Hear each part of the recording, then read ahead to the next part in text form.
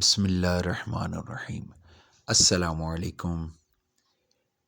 صحیح بخاری حدیث نمبر 12۔ ایک دن ایک آدمی نے حضرت صلی اللہ علیہ وآلہ وسلم سے پوچھا کہ کون سا اسلام بہتر ہے؟ فرمایا، یہ کہ تم کھانا کھلاؤ اور جس کو پہچانو اس کو بھی اور جس کو نہ پہچانو اس کو بھی، الغرض سب کو سلام کرو۔ صحیح بخاری حدیث نمبر 13۔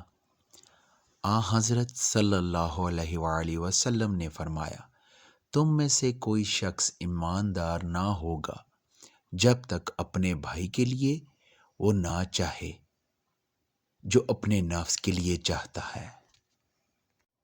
صحیح بخاری حدیث نمبر 14۔ بے شک رسول کریم صلی اللہ علیہ وآلہ وسلم نے فرمایا، قسم ہے اس ذات کی جس کے ہاتھ میں میری جان ہے، تم میں سے کوئی بھی ایماندار نہ ہوگا جب تک میں اس کے والد اور اولاد سے بھی زیادہ اس کا محبوب نہ بن جاؤں۔ صحیح بخاری حدیث نمبر 15۔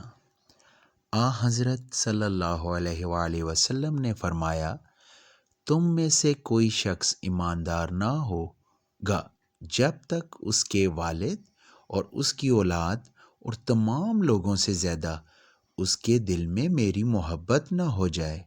اللہ اکبر۔